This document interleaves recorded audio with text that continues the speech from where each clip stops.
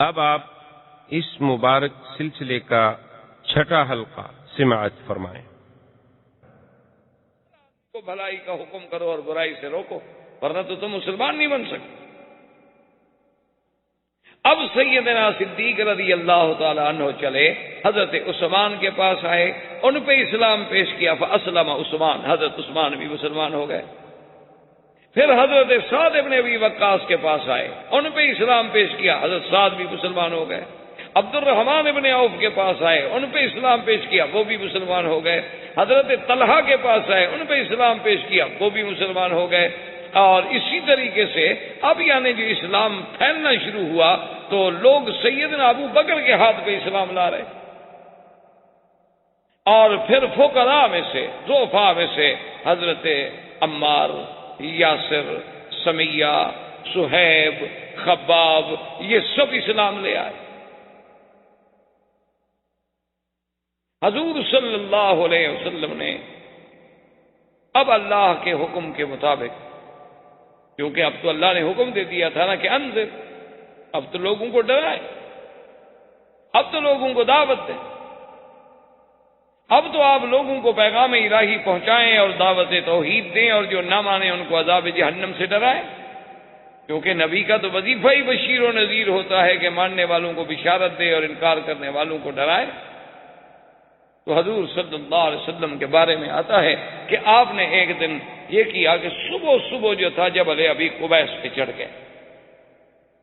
آپ تو جانتے ہیں یہ مکے کا حجر اسود کے سامنے جو پہاڑ ہے جس پہ اب محلات بنے ہیں، یہ جبل ابی قبیس،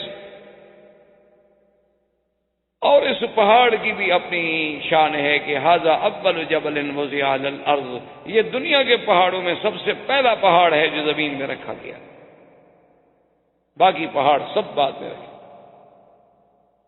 حضور صلی اللہ علیہ وسلم جبل ابی قبیس پہ چڑھے،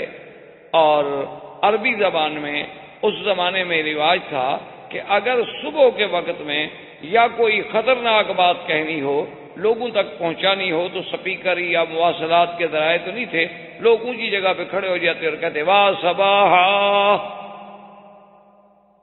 اب حضور نے 2-3 دفعہ جب آواز لگائی، سارے مکے والے بھاگے، کیونکہ وہ تو جانتے تھے کہ اللہ کا نبی ہے محمد الرسول اللہ۔ نبی نہیں مانتے تھے کہ صادق الامین تو مانتے تھے کہ سچا ہے،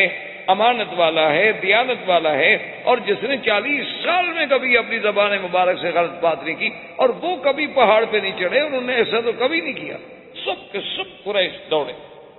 بنو ہاشم دوڑے، بنو مخزوم دوڑے، سب دوڑے۔ آئے تو کیا دیکھتے ہیں کہ سرکار دو عالم صلی اللہ علیہ وسلم سیدنا محمد الرسول اللہ پہاڑ پہ کھڑے ہیں، اور سارے قریب آ گئے، اور آپ نے فرمایا کہ سرداروں، قریشیوں، مکے والوں، ایک بات بتاؤ، اگر میں تمہیں یہ خبر دوں کہ اس پہاڑ کے پیچھے تمہارا دشمن جو ہے لشکر لے کے بیٹھا ہوا ہے اور حملہ کرنے والا ہے، کیا تم میری خبر کو مان لو گے؟ تو انہوں نے کہا کہ جی بالکل مان لے۔ یعنی اتنی بڑی اہم خبر کہ ابھی پہاڑ کے پیچھے دشمن فوجیں لے کے یہاں تک پہنچ گیا ہے، ابھی بس چڑھائی کرے گا تم پر، اتنی بڑی خبر اگر میں دوں تو میری خبر کو مان لو گے؟ انہوں نے کہا جی بالکل مان لیں گے، کیسے نہیں مانیں گے؟ ما جربناک الا صادقا عادلا، ہم نے تو 40 سال میں حضور آپ کو سچا پایا، ہم نے تو آپ کو عدل والا، انصاف والا پایا ہے، کبھی آپ کی زبان مبارک سے ہم نے کوئی جھوٹی بات سنی ہی نہیں، تو کیسے نہیں مانے؟ تو حضور نے فرمایا پھر سنو، میں تمہیں ایک کلمہ سکھلاتا ہوں، اگر وہ تم مان لو نا، صرف عرب تو عرب، عجم بھی تمہارے غلام ہو جائیں، صرف عرب نہیں، عرب تو معمولی سی بات، قد دانت لکم العجم، پورا عجم تمہارے دروازوں پہ سرنگوں ہو جائے گا۔ انہوں نے کہا علمنا یا رسول اللہ، علمنا یا محمد، جلدی کریں بتائیں ایسا کون سی بات ہے، ہم تو بالکل ماننے کے لیے تیار ہیں، کیونکہ عربوں کو سرداری کا تو بڑا شوق تھا نا مکے والوں کو۔ انہوں نے کہا اتنی بڑی سرداری کہ پورا عجم بھی ہماری قیادت مان لے؟ حضور نے کہا بالکل۔ تو انہوں نے کہا حضور پھر دیر کس بات کی ہے، مہربانی کرو ہمیں جلدی بتاؤ۔ نے فرمایا قولوا لا الہ الا اللہ تفلحوا، مکے والوں پھر یہ سب غیر اللہ کو چھوڑ، پھر تمام آلہہ باطلہ کو دلوں سے نکال کے ایک واحد معبود کا اقرار کرو۔ اب جب حضور نے دعوت توحید دی، اتنے گرم ہوئے کہ آپ کا بالکل حقیقی چچا ابی لہب، جس کی کنیت تھی، نام اس کا ابی لہب نہیں تھا، ابی لہب کنیت تھی، نام اس کا عبد العزیٰ تھا۔ کیونکہ عرب میں یہ رواج ہوتا ہے، ایک نام ہوتا ہے، ایک کنیت ہوتی ہے اور ایک لقب ہوتا ہے۔ تو اس کا نام تو عبد العزیٰ تھا، لیکن کنیت ابی لہب تھی۔ اور علماء نے یہ بھی لکھا ہے کہ ابی لہب کنیت اس لیے رکھی گئی کہ اتنا خوبصورت آدمی تھا کہ اس کے رخسار ایسے جلتے تھے جیسے انگارے چمک رہے، اتنا سرخ۔ تو اس نے، بدبخت نے، سرکار دو عالم صلی اللہ علیہ وسلم کی شان میں سب سے پہلی جو گستاخی کی تو ابی لہب نے کی، کہا کہ تبا لک لہذا جماعتنا، کہنے لگا نعوذ باللہ، ہلاکت ہو آپ کے لیے، آپ کے ہاتھ ٹوٹ جائیں۔ ایک محاورہ ہے عرب کا تبن، تو اس نے کہا کہ آپ کے ہاتھ ٹوٹ جائیں، نعوذ باللہ، آپ کے لیے اسی لیے ہمیں بلایا تھا، یہی ایک کلمہ ہمیں سنانا تھا، اسی لیے تم نے ساری برادری کو تکلیف دی، اکٹھا کر دیا۔ اور یہ کہہ کر لوگوں سے کہا چلو چلو چھوڑو چھوڑو چھوڑو، بس اس کی باتیں نہ سنو، اور لوگ چلے گئے۔ اسی لیے اللہ نے قرآن پاک میں اپنے مدنی پاک کی شان میں جو اس نے اہانت کی تھی، ایسا بدلہ لیا دنیا میں بھی کہ قیامت تک اس پر لعنت برستی رہے کہ تبت یدا ابی لہب وتب ما اغنى عنه ماله وما كسب سيصلى نارا ذات لهب وامرأته حمالة الحطب في جيدها حبل من مسد۔ تو اللہ نے قرآن پاک میں اتارا تو ابی لہب یہ کہہ کے آ گیا، لیکن اب کافروں نے حضور صلی اللہ علیہ وسلم کے مقابلے پر آنے کی سوچنی شروع کر دی کہ بھئی یہ تو روز توحید کی بات کر رہا ہے، کبھی سنتے ہیں حضرت عثمان مسلمان ہو گئے، کبھی سنتے ہیں عبد الرحمن ابن عوف مسلمان ہو گئے، کبھی ہم سنتے ہیں کہ طلحہ مسلمان ہو گئے، اب مقابلے میں تم۔ اور حدیث پاک میں آتا ہے کہ سب سے بڑا بدبخت ملعون ابی جہل، جو اپنے آپ کو ابو الحکم کہلاتا تھا، عمرو ابن حشام نام تھا، اور کنیت اس نے ابو الحکم رکھی ہوئی تھی کہ فیصلوں کا باپ، کہ اتنا بڑا فیصلے کرنے والا، لیکن اصل تو وہ ابی جہل تھا۔ ایک دن میرے آقا طواف کر رہے ہیں اور قریش جو تھے طواف کے کناروں پہ بیٹھے ہیں، اور جب حضور ان کے قریب گزرتے ہیں تو اللہ معاف فرمائے اپنی اپنی زبان میں انتہائی نازیبا باتیں حضور سے کہتے ہیں، لیکن وہ دامنے، وہ یعنی کوہ استقامت، وہ صبر و استقامت کا پہاڑ، وہ رحمت دو جہاں کہ جس کی زبان کے مبارک سے کبھی دشمن کے لیے بھی کوئی گندی بات نہ نکلی، وہ رسول عربی، وہ رسول عربی، وہ نبی الامی الہاشمی، وہ رحمت للعالمین، کہ جو فرماتے تھے انما بعثت رحمتا، اللہ نے مجھے رحمت بنا کے بھیجا ہے۔ آپ فرماتے تھے میں کیسے کسی کو لعنت کروں، اللہ نے مجھے لعنت کرنے والا تو بنا کے نہیں بھیجا۔ ابو جہل نے ایسی بدبختی نے گستاخی کی حضور کی شان میں جو ناقابل نقل ہے۔ اللہ اکبر۔ اور حضور کوئی جواب نہیں دے، حضور صلی اللہ علیہ وسلم سنتے ہیں اور اپنے طواف۔ آخر ابو جہل نے سامنے آ کر دھمکی دی، ایک عورت دیکھ رہی تھی، اسے احساس ہوا کہ اب یہ قریش اتنے گرم ہیں، معلوم ہوتا ہے کہ یہ لازماً حضرت محمد الرسول اللہ صلی اللہ علیہ وسلم کو تکلیف پہنچائے، تو اب عورت بیچاری مقابلہ تو نہیں کر سکتی۔ ایک روایت مبارک میں آتا ہے کہ اس عورت نے جا کے سیدہ فاطمہ الزہرا سے کہا، اور بی بی فاطمہ الزہرا جب آئی اس نے دیکھا کہ میں بھی ایک عورت کا کیا مقابلہ کروں، تو انہوں نے جا کے حضرت صدیق کو خبر دی، اور حضرت صدیق آئے اور کافروں کے اور حضور کے درمیان میں آ کے دیوار میں ظالمو بات نہ مانو، تمہاری مرضی، لیکن تمہیں یہ کیا بات ہے کہ تم لڑنے اور مرنے پہ آمادہ۔ اور بعض روایات میں یہ بھی آیا ہے کہ حضرت صدیق رضی اللہ تعالی عنہ کو بھی انہوں نے مارا اور حضور صلی اللہ علیہ وسلم پر بھی حملہ کیا، لیکن بعض مفسرین محدثین کہتے ہیں کہ نہیں، یہ واقعات بعد کے ہیں۔ اس دفعہ تحدید جو تھی وہ صرف زبانی کلامی رہی، لیکن سب سے زیادہ گستاخی کرنے والا جو تھا وہ ابو جہل۔ اب جناب جب ابو جہل کے بارے میں اس عورت نے تو سن لیا تھا نا کہ ابو جہل کیسی کیسی باتیں کہہ رہا ہے حضور کو، تو وہ دوڑی ہوئی گئی تو اس نے جا کے سیدنا حمزہ رضی اللہ تعالیٰ عنہ کو کہا کہ حل سمیتا، تمہیں پتا ہے کہ ما قال ابی جہل نے آج کیا کیا؟ انہوں نے کہا کیا؟ کیونکہ حضرت حمزہ شکار کھیلنے کے لیے گئے ہوئے تھے اور شکار کھیل کے ہی باہر جنگل سے تشریف لا رہے تھے کہ راستے میں عورت مل گئی. اس نے کہا آج تو اس نے ایسی ایسی باتیں کی، اتنی نعوذ باللہ سب کو شتم کیا اور اتنی تحدید کی اور اتنی دھمکیاں دی کہ زمین پھٹ جاتی، لیکن کوئی بھی حضور کی طرف سے جواب دینے والا نہیں تھا اور حضور صبر کر کے سنتے رہے. حضرت حمزہ کا خون کھول گیا. اب اسلام تو نہیں لائے تھے، مسلمان نہیں ہوئے. حضرت حمزہ نے اپنا شکار وکار وہیں پھینکا اور دوڑے تلوار لے کر اور پوچھا آئین ابی جہل، ابا جہل کا. انہوں نے کہا وہ دار الندوہ میں بیٹھا ہے. تو دار الندوہ میں پہنچے اور آتے ہوئے ابی جہل کے سر پہ تلوار الٹی کر کے ماری کہ اس کے سر کو زخمی کر دیا اور خون بہنے لگا. انہوں نے کہا حل تسب محمد، خبردار تم محمد مصطفیٰ کو گالیاں دیتے ہو. اللہ کے نبی کے خلاف کوئی اگر زبان ہلے گی تو میں زبان کھینچ لوں گا. تم نہ مانو ان کی بات کو، لیکن یہ تمہیں کس نے حق دیا ہے کہ گالیاں دو؟ تمہیں نہیں پتا کہ میں ابھی زندہ ہوں؟ تمہیں نہیں پتا کہ حمزہ ابھی دنیا میں موجود ہے؟ اور اس کو مار کر بنی مخزوم کو جب پتہ چلا تو وہ وہاں سے تلواریں لے کے نکلے حضرت حمزہ کے مقابلہ کرنے کے لیے. بنو مخزوم جو تھا وہ قبیلہ تھا ابی جہل کا. اصل قبیلہ تو قریش تھا نا، پھر آگے شاخیں تھیں، کہیں بنو ہاشم تھے، کہیں بنو مخزوم تھے، کہیں بنو کلاب تھے، کہیں بنو، اصل تو قریش تھے. تو وہ جناب جب دوڑے تو ابو جہل آدمی تو بہرحال یعنی اپنی دنیاوی اعتبار کے اعتبار سے تو بڑا سمجھدار تھا. اس نے اپنے قبیلے سے کہا کہ لا تفعلوا شیئا لا تقولوا شیئا، خبردار حمزہ کو کچھ نہ کہنا، زیادتی تو میری ہے، میں نے حضور کی شان میں گستاخی تو کی، گالیاں تو دی. اللہ کے نبی نے حضرت محمد رسول اللہ صلی اللہ علیہ وسلم نے تو مجھے کچھ نہیں کہا تھا، لیکن میں نے زیادتی کی. تو اب اگر حمزہ نے اپنی اس زیادتی کا بدلہ لیا ہے تو ٹھیک ہے، آخر حضرت حمزہ تو ان کے ابن عم ہیں.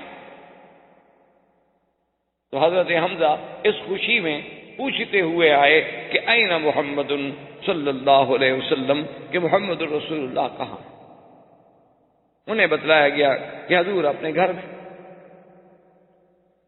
تو حضرت حمزہ رضی اللہ تعالی عنہ اسی عالم میں تشریف لائے اور آگے کہا کہ ابشر یا محمد، کہ محمد پاک مبارک ہو، میں نے تمہارا بدلہ لے لیا، انتقام لے لیا میں نے ابی جہل سے کہ اس نے آپ کی شان میں زبان درازی کی، اور میں نے دار الندوہ میں سرداروں کے سامنے، روسائے کفار قریش کے سامنے اس کے سر پہ تلوار مار کے سر زخمی کر دیا.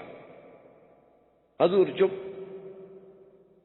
تو حضرت حمزہ نے کہا حضور میں اتنا بڑا مقابلہ کر کے آ رہا ہوں، یعنی میں نے ابو جہل سے لڑائی لے لی، بنو مخزوم سے لڑائی لے لی، اور آپ کو خوشی نہیں ہوئی. آپ نے فرمایا حمزہ مجھے تو خوشی تب ہوگی جب تم کہو گے لا الہ الا اللہ. یہ بدلہ لینا تو معمولی سی بات، یہ تو تم نے میری ذات کا دفاع کیا ہے، تم نے میرے دین کا تو دفاع نہیں کیا. یہ تو میری ذات کے لیے تم کھول گئے، تمہارا خون کھول گیا، اور یہ تو قبیلوں کی بات ہے، قبیلے والے کی مدد کرتے ہیں. لیکن مجھے تو تب خوشی ہوگی جب تم میرے دین کے سپاہی بنو گے، میرے دین کا دفاع کرو گے. فشہد وقال فاسمع یا رسول اللہ اشہد ان لا الہ الا اللہ واشہد ان محمد رسول اللہ. انہوں نے کہا حضور پھر سن لیں، اگر آپ کو اسی پہ خوشی ہے تو پھر گواہ ہو جائیں گے میں بھی مسلمان ہوں. اب حضرت حمزہ بھی مسلمان ہو. حضور صلی اللہ علیہ وسلم کا اب دعوت کا زور جب پھیلنے لگا تو کفار قریش اکٹھے ہو کے آئے، اور انہوں نے آ کے آپ کے چچا ابی طالب سے کہا کہ بھائی یہ کیا بات ہے، انہ یصفح احلامنا وانہ یصفح اجدادنا وانہ یخالف دیننا، کہ محمد مصطفیٰ تو ہمارے بالکل یعنی وہ کہتے ہیں ہم سب پاگل ہیں، ہمارے باپ دادا بھی پاگل تھے اور ہمارے اجداد بھی پاگل تھے جو سب بتوں کی پوجا کرنے آئے، اور پھر لات عزا ہمارے خداؤں کو بھی نیچ معاف کرتا، اس کا کیا کیا جائے؟ تو اس نے کہا کہ تم خود بات کرو. نے کہا کہ نہیں تم بھی بات کرو، ہم بھی بات کریں گے. تو ایک روایت میں آتا ہے کہ سردار قریش اکٹھے ہو کے آئے، انہوں نے کہا محمد عربی صلی اللہ علیہ وسلم ہم آپ سے کچھ بات کرنا چاہتے ہیں. انہوں نے ٹھیک بات، کیا بات؟ انہوں نے کہا بات یہ ہے کہ یہ جو آپ نے ایک نیا دین پیش کیا ہے، ہمارے آباء و اجداد نے تو آج تک ایسی باتیں نہیں سنی، ہم تو یہی دیکھتے آئے، لات عزیٰ دیکھتے آئے، عبد المطلب بھی انہی کو دیکھتا آیا، اور بھی سارے اسی کو دیکھتے آئے، اسی طرح ان کے چڑھاوے چڑھتے رہے، ان کے چرنوں میں قربانیاں ہوتی رہیں، جانور ذبح ہوتے رہے، اور اب آپ نے آ کر یہ سارے دین کو ہی الٹ پلٹ کر کے رکھ دیا ہے۔ تو آپ مجھے بتائیں، کہیں کوئی آپ کو تکلیف تو نہیں؟ آپ پر کسی جن کا اثر تو نہیں؟ اگر ایسی بات ہو تو ہم آپ کو فلاں فلاں آدمی کے پاس لے جاتے ہیں اور آپ کا علاج کراتے ہیں۔ اور دوسری بات یہ ہے کہ یا رسول اللہ، اگر آپ کو یہ خیال ہو کہ ہم ایک نئی بات پیدا کر کے میں شہرت حاصل کروں اور میں لیڈر بن جاؤں اور مکے کی مجھے حکومت و سلطنت مل جائے، تو ہم مکے کی سلطنت آپ کو ویسے دینے کے لیے حاضر ہیں، آپ ہمارے سردار بن جائیں، ہم آپ کے غلام بننے کے لیے تیار ہیں۔ اور تیسری بات یہ ہے کہ آپ کسی بڑے گھر میں اگر شادی کرنا چاہتے ہوں، کیونکہ جب شہرت ہوتی ہے تو پھر بڑے گھر کی لڑکیاں بھی شادی کر لیتی، پھر جو ہے شہرت کے بعد پھر دولت والت کو نہیں دیکھا جاتا۔ دیکھا نہیں آج کل آپ نے کہ جیسے شہرت ہو چاہے برائی کی ہو، بڑے سے بڑے خاندان کی لڑکیاں جو ہیں وہ شادی کر لیں۔ تو اگر آپ کو کسی ایسی بات کی تمنا ہے تو آپ اشارہ تو کریں، آپ اشارہ تو کریں مکے کے کس خاندان کا، ہم تو ہر لڑکی قربان کرنے کے لیے تیار ہیں۔ جب سب بات کہتے رہے تو رحمت دو جہاں سنتے رہے۔ یہ بھی تو ایک ادب تھا، یہ بھی تو ایک مقام تھا کہ دشمن کی ہر بات پہ فوراً نہیں ٹوکا، بلکہ الف سے لے کر یہ تک بات سنی، اور اس کے بعد آپ نے فرمایا اور کچھ کہنا؟ انہوں نے کہا کہ نہیں جی، ہم تو آپ کو ساری باتیں کہہ چکے کہ آپ کو علاج کرانا ہے تو ہم حاضر ہیں، آپ کو جن کا اثر ہے تو جن نکالنے کے لیے ہم حاضر ہیں، آپ کو دولت چاہیے تو ہم دینے کے لیے حاضر ہیں، مکے کی سرداری چاہیے تو سردار ماننے کے لیے حاضر ہیں، کسی اعلیٰ نسل کے خاندان میں شادی کرنی ہے تو ہم بچیاں دینے کے لیے تیار ہیں، اور بتائیں کیا کریں، بس مہربانی کرو ہمارے خداؤں کی برائی چھوڑ۔ یہ حضور کا وہ تاریخی جواب ہے جو آج تک صفحات سیرت میں سورج کی طرح چمکتا ہے۔ حضور پاک نے فرمایا مکے والوں سنو، لو وضعونی الشمس فی یمینی والقمر فی یساری، آپ نے فرمایا مکے والوں سنو، اے قریشیوں سنو، اگر تم سورج لا کر میرے داہنے ہاتھ پہ رکھ دو اور چاند لا کر میرے بائیں ہاتھ پہ رکھ دو، میں ان کو تو ٹھوکر مار سکتا ہوں لیکن اللہ کی توحید کی دعوت نہیں چھوڑ سکتا۔ یہ میں نے پیسوں کے لیے مشن شروع کیا، یہ تو اللہ کا حکم ہے۔ مانا یہ تھا کہ اگر ساری دنیا کی شاہی دے دو، دیکھو نا تم بھی تو مثالیں دیتے ہو نا جی کہ برطانیہ کی اتنی بڑی حکومت تھی کہ ان کی حکومت میں سورج نہیں ڈوبتا تھا، مانا یہ ہے سورج نہ ڈوبنے کا، یعنی ملک اتنا بڑا تھا کہ ایک جگہ غروب ہو رہا ہے دوسری جگہ طلوع ہو رہا ہے، مانا یہ تھا۔ تو اسی طرح مقصد یہ تھا، ورنہ سورج لا کے کون رکھ دیتا؟ مقصد یہ تھا کہ اگر تم مجھے چاند سورج جہاں تک چمکتا ہے وہ ساری شاہی مجھے میرے حوالے کر دو، اور مجھ سے کہو کہ میں یہ کام چھوڑ دوں، تو میں یہ کام نہیں چھوڑ سکتا، کیونکہ میں تو اللہ کا نبی ہوں اور اللہ کے احکام کا پابند ہوں۔ اب اور مخالفتوں کا آغاز شروع ہوا۔ اب لوگوں نے کہا کہ کریں کیا، اور ساتھ ان کو یہ تکلیف ہوتی کہ عجیب بات یہ ہے کہ جو بھی حضور کے قریب جاتا ہے وہ فوراً مسلمان ہو جاتا ہے، جو نفرت ہے ان قریب نہیں جاتا، کیونکہ آپ اگر اینک پہن لیں نا جی سرخ شیشے والی تو پورا علاقہ آپ کو سرخی نظر آئے گا، اور سبز پہنے تو سبز نظر آئے گا۔ جب آنکھوں پہ بغض کی اینک چڑھی ہو پھر تو نبی کا نبوت بھی سمجھ نہیں آتی نا۔ تو انہوں نے کہا کہ جی اب کیا کریں، سمجھ نہیں آتی یہ بات کیا ہے، آخر حضور کے پاس نہ تو پیسہ ہے اور نہ حضور کے پاس کوئی بہت بڑی قوت ہے، طاقت ہے، عمار ہے، یاسر ہے، بی بی سمیہ ہے، صہیب ہے، خباب ہیں، ابی ذر ہیں، غریب لوگ ہیں، غلام ہیں، تو اس کے باوجود آخر حضور کی بات کا اتنا اثر کیا ہے؟ تو ایک دن سارے سردار بیٹھے تھے، کہنے لگے کوئی حل کریں کہ مسئلہ کیا ہے؟ تو ولید ابن المغیرہ نے کہا کہ ایسا کرو تم مجھے چھوڑو، میں جا کے بات کرتا ہوں اور پھر میں آگے تمہیں حقیقت بتلاتا ہوں کہ حقیقت کیا ہے۔ یہ ولید ابن المغیرہ وہ ہیں جو حضرت خالد کے بعد، اور یہ قریش مکہ کا بہت بڑا سر، اور دولت کے اعتبار سے بھی بہت بڑا آدمی تھا اس زمانے میں. مکے سے لے کر طائف تک اس کے باغات تھے اور زمینیں تھیں اور پیسہ تھا. اسی لیے وہ بڑی فخر کرتا تھا انا الولید ابن الولید، میں اکیلا ہوں دنیا میں. تو وہ آیا حضور کی خدمت میں آ کے بیٹھ گیا. کہنے لگا حضور میں نے آپ سے باتیں کرنی ہیں. اور میں بتاؤ کیا بات. اس نے پھر وہی ساری باتیں دہرائی کہ جی آپ کیوں ہمیں جھوٹا کر رہے ہیں، آپ کیوں ہمارے خداؤں کی تذلیل کر رہے ہیں. حضور سنتے رہے. جب بات ختم ہو گئی حضور نے فرمایا ولید تم نے بات ختم کر لی؟ تو ولید نے کہا کہ ہاں یا محمد میں نے بات ختم کر لی. آپ نے فرمایا اچھا بیٹھو اب میری بات بھی سن. حضور صلی اللہ علیہ وسلم نے اللہ کے قرآن کی سورت فصلت پڑھی. جب حضور نے قرآن پڑھنا شروع کیا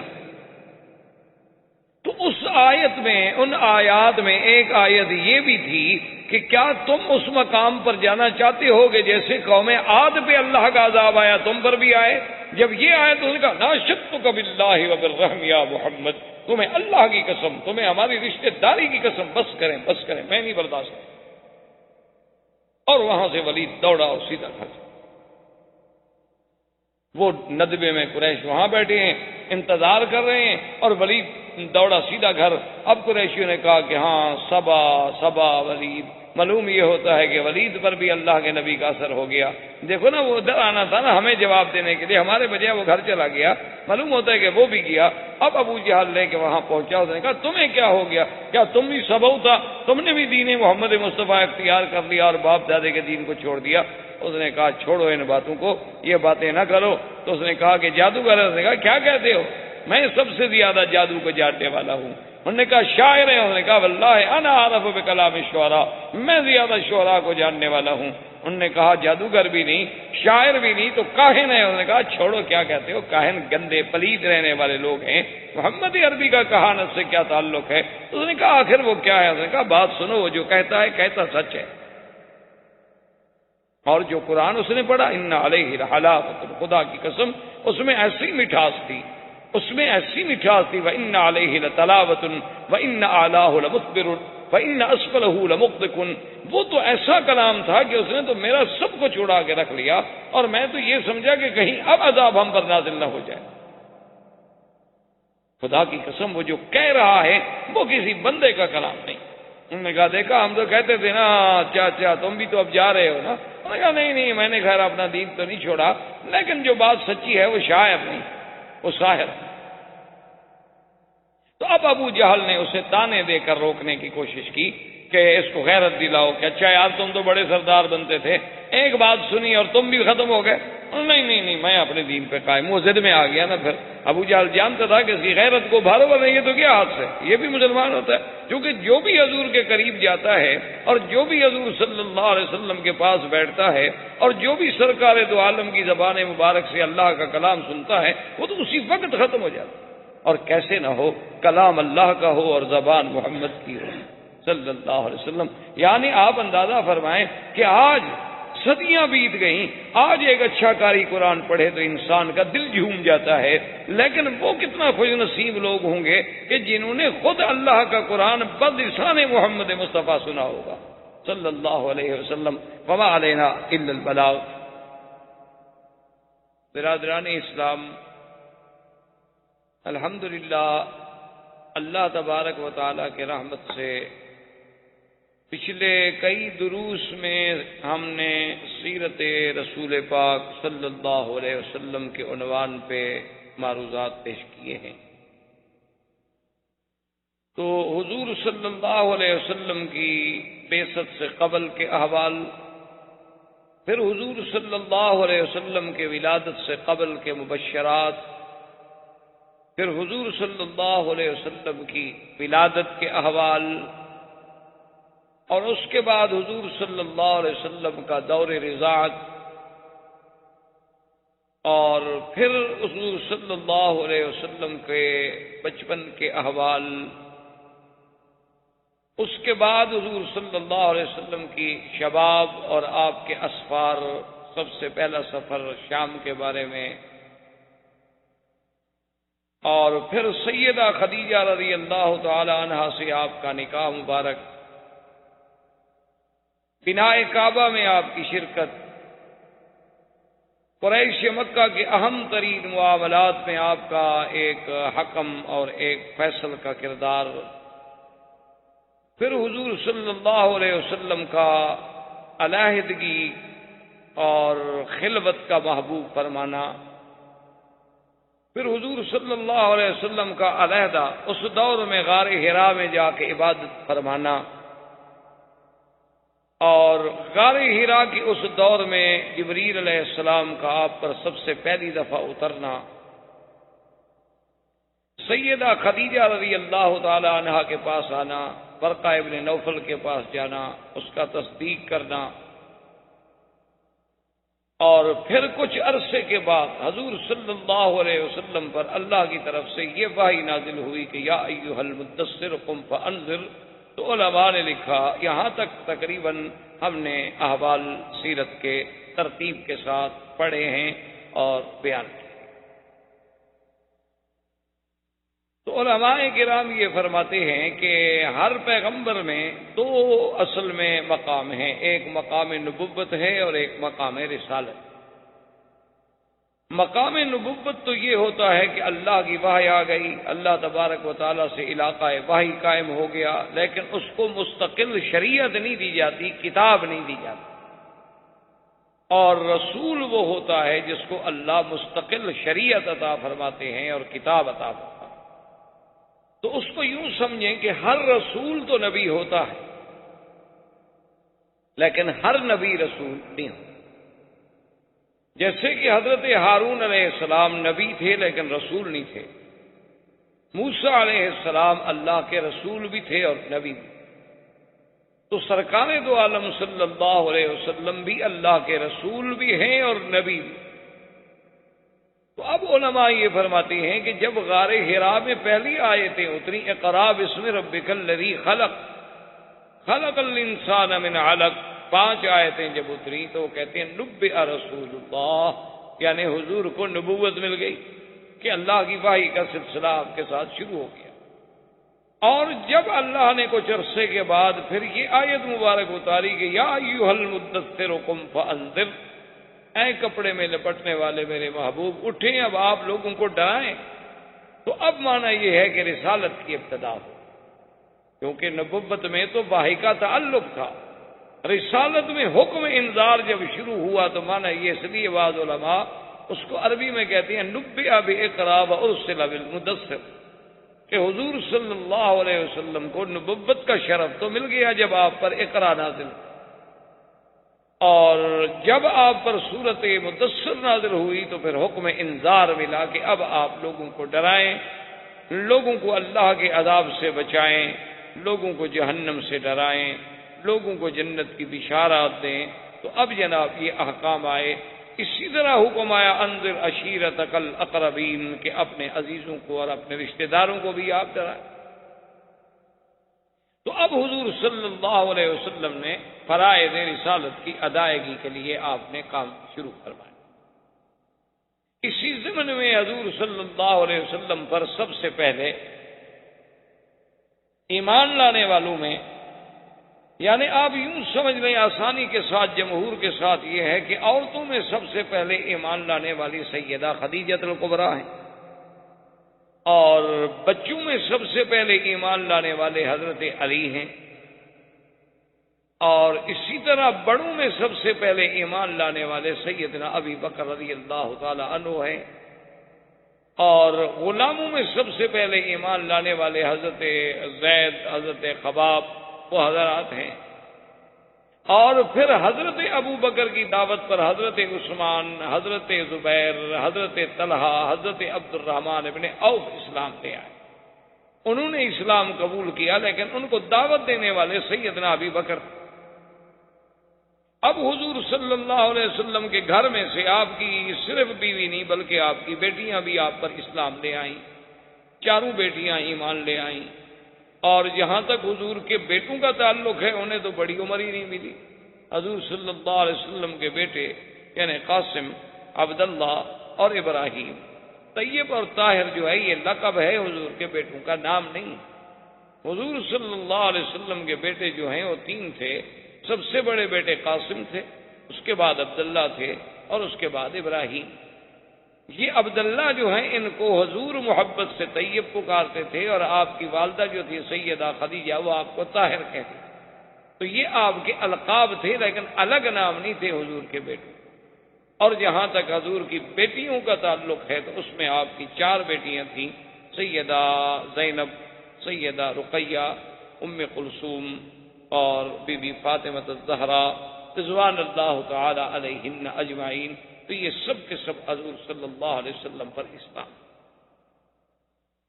اب اس کے بعد اللہ تبارک و تعالیٰ کے حکم سے حضور صلی اللہ علیہ وسلم نے اپنے خاندان والوں کو جب دعوت اسلام دی تو بی بی صفیہ اسلام لے آئیں، جو چچی ہیں حضور صلی اللہ علیہ وسلم. اور اسی طرح فقراء میں اور ضعفاء میں وہ حضرت بلال رضی اللہ تعالی عنہ، اسی طرح بی بی سمیہ، اسی طرح حضرت عمار، اسی طرح حضرت یاسر، اسی طرح حضرت خباب، اسی طرح حضرت صہیب، یہ سب فقراء اور ضعفاء مکہ کے لوگ تھے جو آپ پر اسلام لے آئے. اب حضور صلی اللہ علیہ وسلم کی یہ دعوت کی آواز جب باہر نکلی، کیونکہ یہ اعزاز اور شرف اب جو میرے آقا کو ملا تھا کہ پہلے تو جو بھی پکارتا تھا محمد ابن عبداللہ، محمد ابن عبداللہ، لیکن جب اللہ کی وحی آ گئی، جب آپ کا زمانہ بعثت ہو گیا، تو اب حضور صلی اللہ علیہ وسلم پھر صرف محمد ابن عبداللہ نہیں بلکہ محمد الرسول اللہ ہو. تو اب حضور صلی اللہ علیہ وسلم کی جب دعوت کی آواز ذرا باہر جانے لگی تو ایک عجیب واقعہ پیش آیا کہ حضرت ابی ذر رضی اللہ تعالی عنہ، یہ ابی ذر رضی اللہ تعالی عنہ جو ہیں یہ بھی حضور کے بڑے شان والے صحابہ ہیں، اور یہ ان صحابہ میں ہیں جو زہاد تھے، جو بڑے زاہد تھے، بڑے عابد تھے، اور یہ ان لوگوں میں ہیں کہ جو آج کا کھانا کل کے لیے رکھنے کو بھی جائز نہیں سمجھتے. یعنی حضرت ابی ذر جو تھے ان کا اتنا اس بات پہ یقین تھا، وہ کہتے تھے کہ مسلمان کو کیا ضرورت ہے کہ کل کے لیے کھانا بچا کے رکھے، کوئی پتہ نہیں ہم کل زندہ بھی رہیں گے کہ نہیں رہیں، تو کیا ضرورت ہے ہم خواہ کھانا رکھیں. ان کے نزدیک تو دوسرا جوڑا کپڑے بنانا جو ہے وہ بھی جائز نہیں تھا. تو حضرت ابی ذر بڑے عجیب اور بڑے شان والے صحابی گزرے ہیں رضی اللہ تعالی عنہ. ان کا اسلام بھی شان والا اور ویسے بھی شان والے کہ ایک دفعہ حضور صلی اللہ علیہ وسلم غزوہ میں جہاد میں تشریف لے گئے تو حضرت ابی ذر پیچھے رہ گئے، یعنی حضور کے ساتھ سفر نہ کر سکے. تو حضور کو بڑی تمنا تھی کہ ابی ذر رہ گئے، کیونکہ حضور کے ساتھ جہاد میں جانا کوئی معمولی سا شرف تو نہیں ہوتا تھا کہ جن لوگوں کو جہاد نصیب ہو اور بس صحبت محمد الرسول اللہ صلی اللہ علیہ وعلا آلہ وسلم. تو حضور صلی اللہ علیہ وسلم نے 1-2 دفعہ اپنے صحابہ سے بھی پوچھا کہ بھئی ابی ذر نہیں آئے، تو اب صحابہ کہیں کہ حضور وہ تو نہیں آئے. پھر حضور نے کچھ وقفے کے بعد پوچھا کہ اچھا ابی ذر نہیں آئے، تو صحابہ نے کہا کہ حضور وہ تو رہ گئے، خدا جانے کیا وجہ ہے، وہ تو سفر نہیں کر سکے اس دفعہ. تو پڑاؤ کر کے آپ کا قافلہ بیٹھا ہوا تھا، صحابہ آپ کے ارد گرد بیٹھے ہوئے تھے. دور سے غبار اڑتی ہوئی نظر آئی جیسے کہ کوئی ایک سوار آ رہا ہو. تو حضور نے جب نظر ڈالی، دور تھے، ابھی کچھ نظر نہیں آ رہا تھا، صرف غبار اڑتی ہوئی نظر آ رہی تھی. تو آپ نے فرمایا کن ابا ذر، کہ خدا کرے تو ابو ذر ہو، یعنی آنے والا جو ہے خدا کرے تو ابی ذر ہو. تھوڑی دیر گزری تو بعد جا ابی ذر، حضرت ابی ذر حاضر ہو گئے. حضور نے فرمایا کہ ابی ذر تم عجیب آدمی ہو، قافلہ چلا آیا اور تم اکیلے رہ گئے. تو ابا ذر آپ نے فرمایا کہ تحیا وحدہ تعیش وحدہ وتموت وحدہ، کہ ابو ذر اچھا تمہاری زندگی عجیب ہے کہ اب تو معلوم یہ ہوتا ہے کہ تم زندہ بھی علیحدہ رہو گے، زندگی بھی علیحدہ گزارو گے، اور موت بھی تمہیں علیحدگی میں آئے گی. حضور صلی اللہ علیہ وسلم کی زبان مبارک سے لفظ نکل گئے. اب اللہ کے نبی کی زبان سے جو بات نکلے تو اللہ تو اس کو پورا فرما ہی دیتے ہیں. تو خدا کی شان یہ ہے کہ ابو ذر رضی اللہ تعالیٰ عنہ اپنے زہد کی وجہ سے سب سے الگ الگ تھلگ ہوتے تھے. حتیٰ کہ حضرت عثمان کے زمانے میں حضرت عثمان نے آپ کی آ کے منت کی انہوں نے کہا حضرت ابی ذر آپ ناراض نہ ہوں، آپ کا مدینے میں رہنا بڑا مشکل ہو گیا، آپ تو روز فتویٰ دے دیتے ہیں کہ جس رات گھر میں روٹی رکھی ہے نعوذ باللہ وہ بھی اسلام سے نکل گیا، جس نے دوسرا جوڑا کپڑے بنائے نعوذ باللہ اس نے بھی اسلام کی مخالفت کی، تو یہ حضرت ہمارے لیے تو بہت مشکل ہے، آپ مہربانی کریں مدینہ منورہ سے باہر ہی کہیں ڈیرا لگائیں۔ تو حضرت ابی ذر مقام ربضہ پہ چلے گئے۔ مدینہ منورہ سے تھوڑا دور فاصلے پر ایک جگہ تھی جس کا نام ربضہ ہے، تو وہاں دیہات میں جا کے اکیلا گھر بنا کے بیٹھ گئے اور جو بندہ گزرتا اس کو دین کی تبلیغ کرتے رہتے۔ اور اللہ کی شان یہ ہے کہ جب آپ کی موت کا وقت آیا تو بیوی کے سوا کوئی بندہ نہیں تھا، نہ وہاں کوئی بستی تھی نہ آبادی تھی، بس مدینہ شریف سے لوگ آتے تھے، آپ کے لیے کچھ کھجوریں لے آتے تھے، کچھ لے آئے تو آپ نے کھانا وانا کھا لیا، ورنہ بس پانی پر اور چشمے کے پانی پر گزارا ہوتا تھا۔ تو موت کا وقت جب قریب آیا تو بیوی گھبرانے لگی، تو آپ نے فرمایا کہ دیکھو گھبرانے کی بات نہیں، مجھے تو اللہ کے نبی نے دعا کی تھی کہ تم نے علیحدہ ہی رہنا، تو اب اللہ کے نبی کی دعا ہے، میں نے تو علیحدہ رہنا تھا، علیحدہ مرنا تھا، تو لہذا اگر میں مر جاؤں گھبرانے کی کوئی بات نہیں ہے، مجھے غسل دے دینا، اور یہ میری ایک چادر پرانی سی پڑی ہے اس کو میرے اوپر ڈال دینا، کفن بن جائے گا، اور میرے سڑک پر مجھے رکھ دینا اور کہہ دینا، اعلان کر دینا کہ ابھی ذرا حضور کا صحابی فوت ہو گئے، اب اللہ جانے، اللہ کا کام جانے، اللہ چاہیں گے تو کوئی جنازے پڑھنے والا بھیج دیں گے، نہیں تو کوئی جنگل کے جانور آ کے کھا جائیں گے، جب حضور نے فرمایا کہ تم نے علیحدہ مرنا ہے تو ہم نے مرنا تو علیحدہ ہے۔ تو آپ کی زوجہ محترمہ نے آپ کی وصیت کے مطابق آپ کی موت کے بعد آپ کو غسل دیا، کفن دیا، اعلان کیا کہ مات ابی ذر صاحب رسول اللہ صلی اللہ علیہ وسلم، کہ آج حضور کا وہ ساتھی، حضور صلی اللہ علیہ وسلم کا دیوانہ و پروانہ ابی ذر فوت ہو گیا ہے، یا اللہ تو جانتا ہے میں اکیلی عورت ہوں، میں کیا کر سکتا۔ فمر بہا رکب اصحاب رسول اللہ، تو تاریخ میں آتا ہے ابھی تھوڑی سی دیر گزری کہ صحابہ کا ایک لشکر وہاں سے گزرا، انہوں نے دیکھا کہ میت رکھی ہے، یہ کیا مطلب ہے سڑک پر اکیلی میت ہے۔ فلما سالوا ووجدوا ابا ذر، جب انہوں نے تحقیق کی تو ابی ذر کا جنازہ ملا تو بڑے خوش ہوئے، جنازہ پڑھا اور وہیں ابی ذر رضی اللہ تعالی عنہ کو دفن کیا۔ تو یہ ابی ذر کی زندگی بڑی عجیب و غریب زندگی۔ تو ابی ذر کہتے ہیں کہ مجھے اطلاع ملی کہ ایک نبی پیدا ہوئے ہیں جس کا نام محمد الرسول اللہ صلی اللہ علیہ وسلم، ان کے بھائی تھے، ان کو انیس کہتے تھے، انس کی تصغیر ہے انیس، تو جیسے سلیم سلیم، انس انیس، صحب صہیب، تو ان کا نام انیس تھا، اور یہ بہت بڑے شاعر، حضرت ابی ذر رضی اللہ تعالیٰ عنہ کے بھائی جو تھے یہ بہت بڑے شاعر۔ کیونکہ اس دور میں اصل بات یہ ہے کہ یاد رکھیں کہ اس زمانے میں فصاحت و بلاغت تو عربوں کی گھٹی میں پڑی ہوئی، یعنی ایک عام آدمی، ایک جنگل میں رہنے والا عربی جس نے کبھی ابتدائی جماعت تک نہیں پڑھی، جس نے کبھی الف با تا نہیں پڑھا، لیکن وہ فی الودی جب اشعار کہتا تھا دنیا حیران ہو جاتی۔ اللہ نے ان کو اتنا زبان دی تھی، اتنا ملکہ دیا تھا، اتنا یعنی ان کو عبور تھا اپنے کلام پر اور اپنی فصاحت و بلاغت پر کہ دنیا عرب کی فصاحت و بلاغت کو دیکھ کے دنگ رہ جاتی تھی۔ اسی لیے علماء نے لکھا ہے کہ اللہ تبارک و تعالیٰ نے ہر پیغمبر کو جو معجزے دیے ہیں وہ اس کے زمانے کے حالات کے مطابق دیے ہیں۔ کہ موسیٰ علیہ السلام کے زمانے میں جادوگروں کا دور تھا، ساری مصر جو تھا جادوگروں سے بھرا ہوا تھا، سحار تھے، ساحر بھی نہیں، بڑے بڑے سحار، بڑے بڑے علم سحر کے ماہرین پڑے تھے۔ تو اللہ نے موسیٰ علیہ السلام کو ایسے معجزے عطا فرمائے، فوقع الحق وبطل ما كانوا يعملون وألقي السحرة ساجدين قالوا آمنا برب العالمين رب موسیٰ وہارون، کہ اللہ تبارک و تعالی نے موسیٰ علیہ السلام کو ایسا معجزہ دیا کہ جب آپ نے عصا ڈالا تو اس عصا نے ان کے سارے اس سحر کو ختم کر دیا، ان کی رسیاں پھٹا کر ڈالیں، تو اب حق واضح ہو گیا، باطل زائل ہو گیا،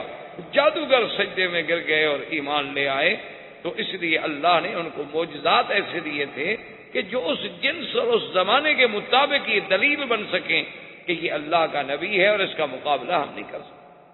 اسی طرح آپ دیکھیں کہ سیدنا عیسیٰ علیہ آپ کے زمانے میں بڑے بڑے طبیب تھے، آپ کے زمانے میں طب کا بڑا رواج تھا،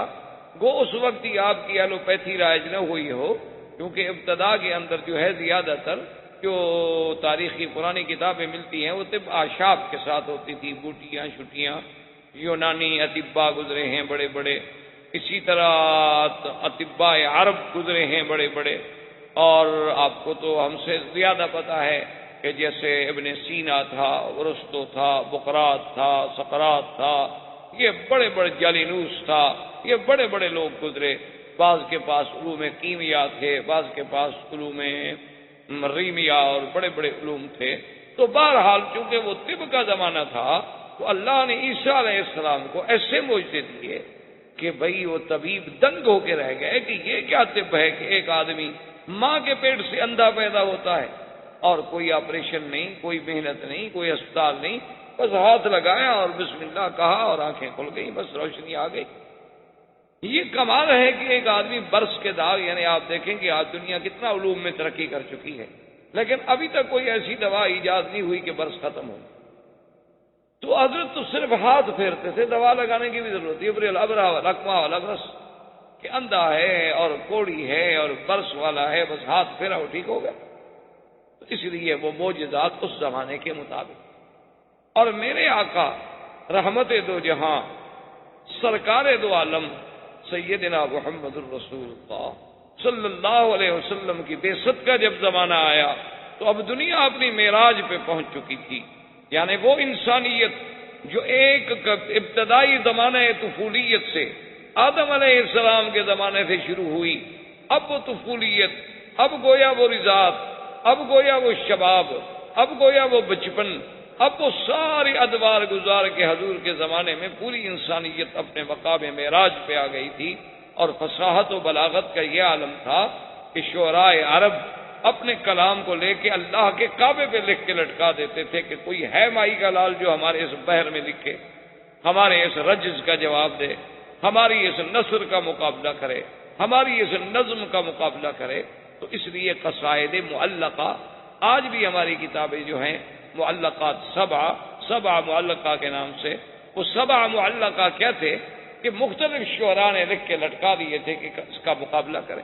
تو اب چونکہ یہ فصاحت و بلاغت کا دور، زمانے میں اتنی فصاحت و بلاغت تھی کہ جب عرب بات کرتے تھے تو حیرت ہوتی تھی ان کی بات سے، یعنی آپ ان کی فصاحت و بلاغت اور ان کی جزالت اور ان کا نئے سے نئے انداز میں گفتگو کرنا، یہ چیزیں جو تھی، اور بڑا اشارات و کنایات، اللہ نے اپنے نبی کو ایسا معجزہ دیا قرآن کہ تمام دنیا کے فصحاء و بلغاء جو تھے وہ دنگ رہ گئے، کوئی ہمت نہ کر سکا کہ اللہ کے قرآن کے مقابلے پہ آئے۔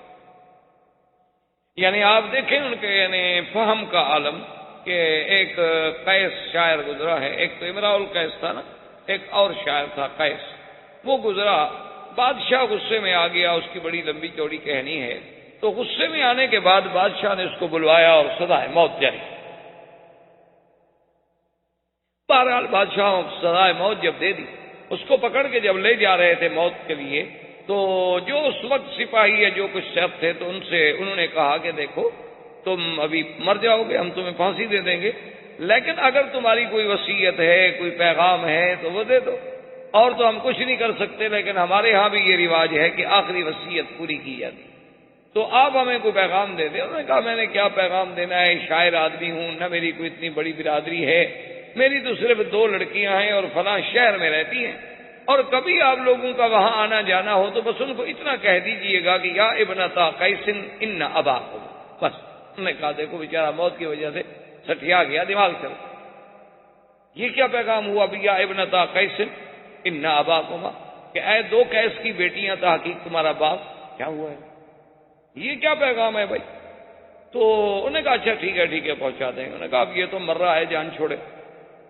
وہ مر گیا، پھانسی دے دی گئی، ختم ہو گیا، مدتیں گزر گئیں، سال 2 سال جتنے گزرے، اتفاق سے وہ 2 سپاہی یعنی اتفاقاً اس گاؤں میں گزرے جس گاؤں میں وہ قیس رہتا تھا، تو ان کے دماغ میں بات یاد آئی، انہوں نے کہا کہ چلو بھائی ہم اس کی وصیت کو پوری کرنے تو نہیں آئے، لیکن اتفاق سے یہاں آئے ہوئے ہیں، تو اب اسی بستی میں رہتے ہوئے اگر ہم ایک پیغام اس کو دے دیں تو کیا مشکل ہو جائے گا؟ انہوں نے کہا دے دیں۔ انہوں نے آگے پوچھا بھی یہاں کوئی قیس نامی شاعر تھا؟ انہوں نے کہا ہاں۔ انہوں نے کہا اس کی کوئی اولاد؟ میں کہا اس کی 2 بیٹیاں ہیں، وہ بیچاری غریب ہیں، بکریاں شکریاں چرا رہی ہوں گی فلاں جگہ پر۔ انہوں نے آپس میں مشورہ کیا، انہوں نے کہا کہ بھائی بات یہ ہے کہ وہ اس کا پیغام تو ہم پہنچا دیتے ہیں، پہلے تو دماغ پہ زور دیتے رہے کہ کیا کہا تھا، اس نے کہا یہ کہا تھا، اس نے کہا یہ کہا تھا، اس کے بعد خیر بہرحال ان کو بات یاد آ گئی۔ انہوں نے کہا پیغام دے دیتے ہیں لیکن اس کی بچیوں کو یہ نہیں بتلاتے ہیں کہ تمہارا باپ جو ہے وہ قتل ہو گیا، بادشاہ نے پھانسی دے دی، لڑکیاں ہیں بیچاری روتی رہیں گی، ہم کیوں خواہ ان کو غم میں مبتلا کریں؟ اگر ان کو اطلاع مل چکی ہے تو الگ بات ہے، ورنہ یہ ہے کہ ہم یہ پیغام دے کے چلے جائیں، بعد میں کوئی بتائے گا کہ مر گیا ہے نہیں مر گیا، ہم کیوں بیچاری وہ مصیبت میں ڈالیں؟ انہوں نے کہا ٹھیک ہے۔ وہ دونوں آ گئے، وہ بکریاں چرا رہی تھی، ان کو ملے، پوچھا کہ ابنتا کیسے؟ نہ کہا کیا بات؟ انہوں نے کہا تمہارا باپ ملنے کا کہاں، ہم تو باپ کے لیے بہت پریشان ہیں، 2 سال ہو گئے باپ نہیں آئے۔ انہوں نے کہا فلاں شہر میں تھا اور بالکل تندرست تھا اور ٹھیک ٹھاک تھا، تو اس نے ہمیں کہا تھا کہ اگر تم وہاں کبھی جاؤ تو میرا پیغام دے دینا، میں تو کہیں آگے جا رہا ہوں، میرا لمبا سفر ہے، میری 2 بیٹیاں ہیں، ان کو اتنا بتا دینا کہ یا ابنتا قیس ان اباکم، بس۔ انہوں نے کہا اس کے علاوہ کوئی پیغام؟ نے کہا انہوں نے کہا تو ایک لڑکی باتیں کرتی رہی اور ایک لڑکی نے پیچھے سے آ کر تلوار سے حملہ کیا اور ایک سپاہی کو قتل۔ جب تلوار ماری تو سپاہی تو مر گیا، دوسرا بھاگ گیا، اس کے پیچھے وہ لڑکیاں بڑی دوڑی لیکن وہ بھاگ گئی۔ اس نے آگے رپورٹ کی، بادشاہ نے پکڑا، وہ لڑکیاں پکڑی گئی۔ انہوں نے کہا تم نے ہمارا سپاہی مار دیا۔ انہوں نے کہا جی ہم نے تو اپنے باپ کا قاتل مارا ہے۔ انہوں نے کہا تمہارے باپ کا قاتل؟ بادشاہ کو یاد نہیں کہ وہ تو میں نے سزائے موت دی تھی، کون تھا قید مر گیا، روز تھوڑے قصے ہوتے ہیں، سینکڑوں روز کے واقعات آتے ہیں اور گزر جاتے ہیں۔ انہوں نے کہا وہ کیسے؟ انہوں نے کہا جی یہ ایک سپاہی موجود ہے، اس سے پوچھیں کہ اس نے ہمیں پیغام دیا ہے کہ یا ابنتا کیس ان اباکما۔ انہوں نے کہا ہاں جی۔ انہوں نے کہا اس نے اسی میں ہمیں حکم دیا تھا کہ قد قتل وقاتلہ لناکما، کہ تمہارا باپ مر چکا ہے، قتل کر دیا گیا اور قتل کرنے والے تمہارے سامنے کھڑے ہیں، بدلہ لینا ہے تو لے لو۔ تو ہمیں باپ نے اس میں پیغام دیا تھا، اور آپ تحقیق کریں اگر یہ ہمارے باپ کے قاتل نہیں ہیں تو پھر ہم نے زیادتی کی، اور اگر ہم نے اپنے باپ کا خون کا بدلہ لیا ہے تو بادشاہ سلامت، پھر آپ انصاف کریں۔ اگر ہم بچیاں ہیں، عورتیں ہیں، لڑکیاں ہیں، کہاں جاتی پھر ان کو ڈھونڈ رہے ہیں؟ اتفاق سے ہمارے پاس آ گئے تو باپ کے قاتل کو چھوڑ دیتی۔ تو بادشاہ نے جب تحقیق کی تو پتہ چلا کہ سزا تو ہم نے دی تھی لیکن یہی پولیس والے تھے اس کو لے جانے والے۔ تو انہوں نے کہا اچھا ٹھیک ہے، اس کے وارثوں کو ہم دیت دے دیتے ہیں، اور بچیوں کو کہا کہ تم چلی جاؤ۔ تو یعنی اندازہ یہ ہے کہ ایک لفظ سے اگلا پیغام سمجھ لینا، تو یہ کوئی معمولی بات نہیں ہوتی۔ یہ فصاحت و بلاغت جو ہے یہ بھی اللہ کی ایک دین ہے، ہر کسی کو نہیں ملتی۔ آپ کے ہاں بھی آپ کی تاریخ ہند میں بھی بڑا ایک مشہور واقعہ گزرا ہے نا جی، کہ شہنشاہ ایران اس زمانے میں جب وہ آج سے یعنی صدیوں پہلے، تو اس کے بیٹھے ہوئے ایک شاعر نے، یا کہتے ہیں کہ شہنشاہ ایران نے خود جو ہے اس کی زبان پہ ایک شعر آ گیا، فارسی زبان کا دورہ تھا کہ درے ابلق در جہاں کس نمی موجود، کہ بھئی موتی جو ہے وہ 2 رنگا نہیں ہوتا، یعنی اصلی موتی جو ہے یا سفید ہوگا جیسے اپنا ڈائمنڈ ہے، لال ہوگا جیسے یاقوت ہے، اچھا اسی طرح بھی نیلم ہوگا، زمرد ہوگا، کچھ ہوگا، یعنی ایک رنگ ہو۔ درے ابلق، ابلق کہتے ہیں نا جیسے گھوڑا ابلق ہوتا ہے جس میں 2 رنگ ہوتے ہیں، سفید ہے اور سرخ ہے، سفید ہے اور سیاہ ہے۔ تو اس نے کہا کہ درے ابلق در جہاں کس نمی موجود، کہ دنیا میں موتی جو ہے وہ 2 رنگا نہیں۔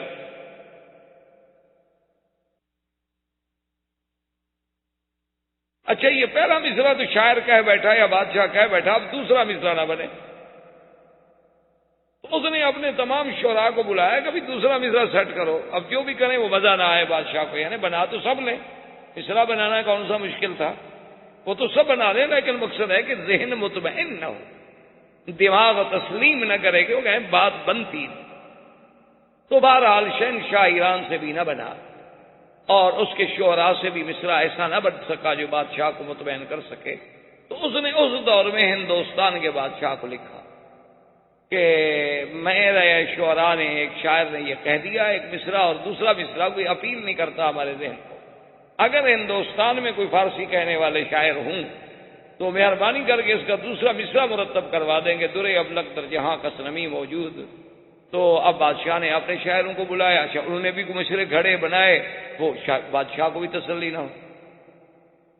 بادشاہ کہ بات دل کو نہیں لگی۔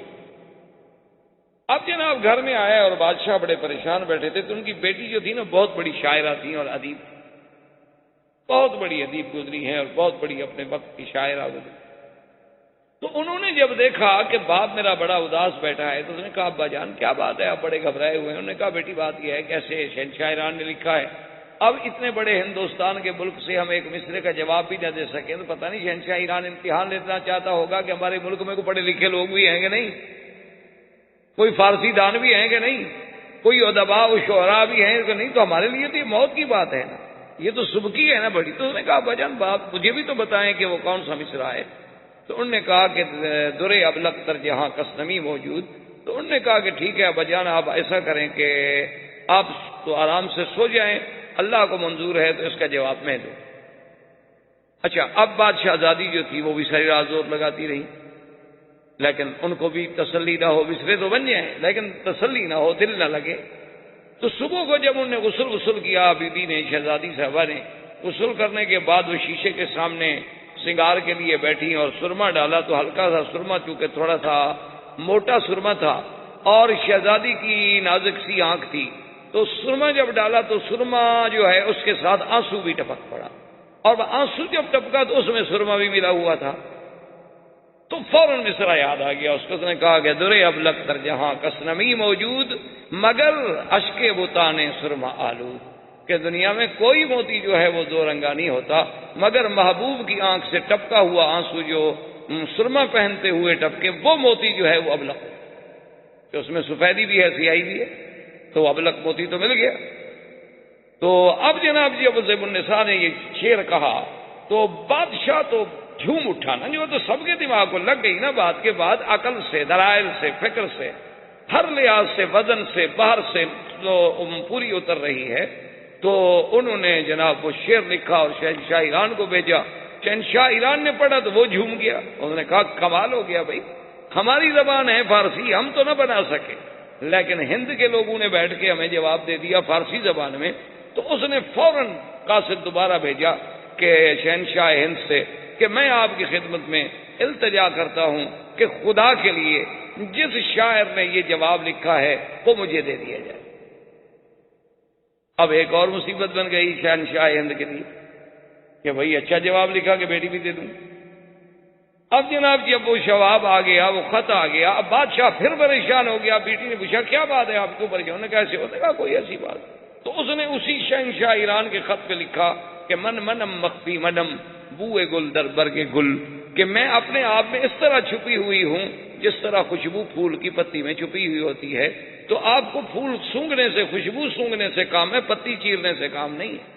تو لکھ کے صبح بادشاہ نے رسد کیے تو بادشاہ ایران سمجھ گیا کہ ان کی بیٹی کا شعر ہے، تو اس نے معذرت کر لی۔ تو ادیب لوگ اس قسم کے ہوتے تھے، فصیح لوگ اس قسم کے ہوتے تھے کہ اشارات کی زبان سمجھ جاتے تھے۔ یعنی آپ جو جہلائے عرب شعرائے جاہلیت عرب کو دیکھیں، یعنی آپ حیران ہوں گے کہ آج تک علماء قواعد یعنی علماء نحو، علماء صرف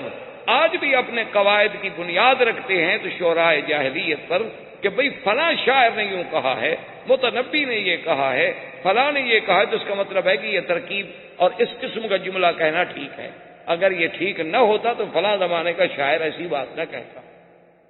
لیکن اللہ نے جب حضور صلی اللہ علیہ وسلم کو قرآن کا معجزہ دے کے بھیجا تو کسی عالم نے کیا اچھی بات لکھی ہے، اس نے کہا کہ قرآن اپنے اندر ایک ایسا معجزہ تھا کہ اگر کسی صحرا میں رکھ دیا جائے اور کوئی بتانے والا بھی نہ ہو کہ یہ کون سی کتاب ہے تو ہر پڑھنے والے کو اعتراف کرنا پڑے گا کہ مخلوق کی کلام، یہ کسی بندے کا کلام نہیں ہو سکتا، یہ لازماً کسی